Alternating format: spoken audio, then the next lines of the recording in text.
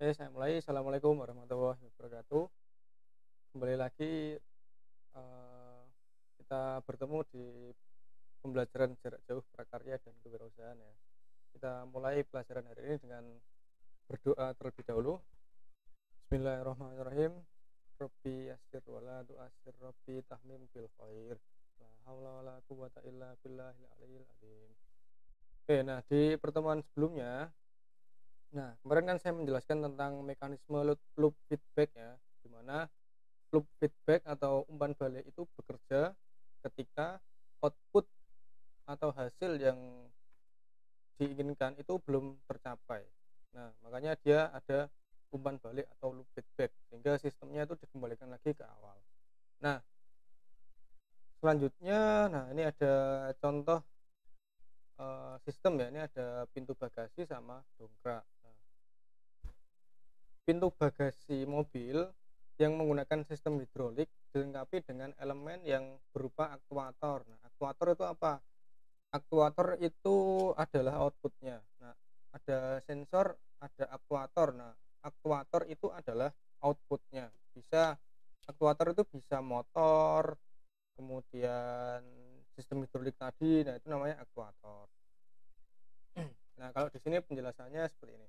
Aktuator adalah peralatan mekanis untuk menggerakkan suatu sistem, mengkonversi besaran listrik analog menjadi besaran lainnya. Nah, itu namanya aktuator. Nah, kalau saya ngambil contoh aktuator itu ya penggeraknya, penggeraknya ya seperti motor, kemudian sistem hidrolik tadi. Nah, itu namanya aktuator. Kemudian lagi ya. Terus, nah ini materi yang di bawahnya ini pola pikir sistem. Nah, ini saya kira bisa kalian pelajari sendiri ya. Kemudian ada ini ya, 4T5 individu yang memiliki pola pikir sistem, memiliki sikap. Nah, ini bisa kalian baca sendiri. Saya kira mudah. Kemudian lanjut ke halaman 78. Nah, nah ini ada gambar 1, gambar 2, dan gambar 3. Nah, saya jelaskan yang gambar 1 dulu. Nah, ini sebenarnya gambar apa ini? Gambar 1 ini sebenarnya gambar apa?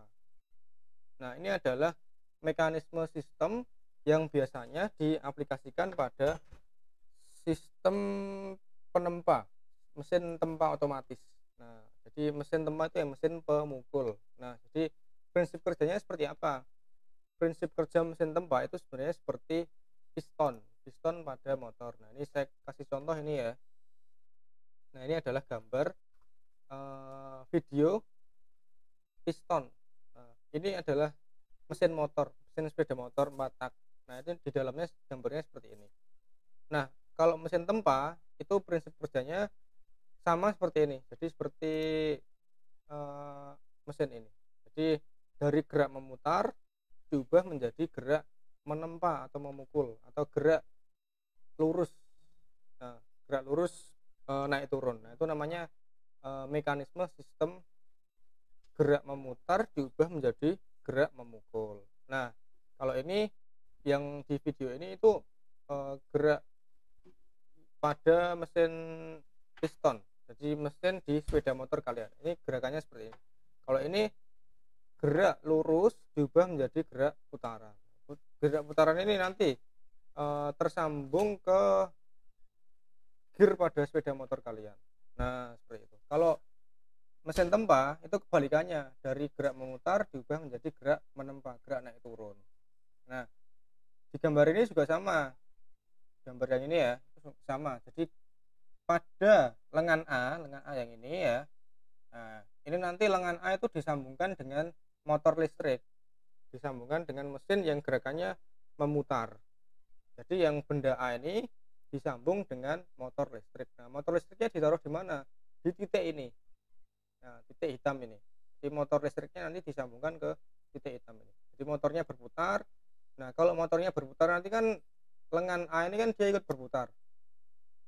Nah, lengan A berputar sehingga lengan B dan lengan C nah nanti juga ikut bergerak menyesuaikan dengan gerakan memutar dari lengan A. Lengan A bergerak, lengan B gerakannya mengikuti lengan A. Nah, sehingga yang C ini dia menghasilkan gerakan lurus, gerakan segaris seperti ini. Nah, nah, jadi untuk gambar satu ini biasanya diaplikasikan pada mesin penempa, mesin pemukul ya. Mesin pemukul biasanya buat apa, Pak? Biasanya buat membuat pisau.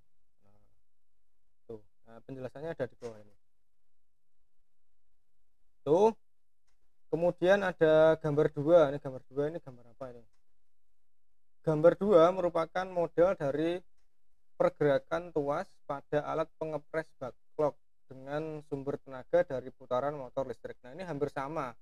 Jadi dia menghasilkan gerakan naik turun yang diaplikasikan pada mesin pengepres. Pengepres tuh ya menghasilkan tekanan. Nah, menghasilkan tekanan digunakan untuk membuat backlog. Backlog itu seperti paving. Jadi buat ngepres paving itu nggak pakai mesin ini tadi. Kemudian yang gambar tiga itu apa, gambar apa ini? Tujuan dari sistem tersebut dapat diwujudkan dengan mengkolaborasikan antara sistem yang satu dengan yang lainnya. Sistem yang satu dengan yang lainnya itu sistem apa? Nah, ini di gambar tiga ini, nah itu kan yang pertama. Nah, ini kan ada sistem yang tersambung dengan motor listrik ini. Nah, ini sudah satu sistem. Kemudian sistem yang berikutnya adalah sistem yang di gambar biru yang sebelah sini. Nah, ini satu sistem, dan sistem yang lainnya adalah sistem yang di gambar ini. Nah, jadi dua sistem yang digabungkan jadi satu. Nah, gitu ya.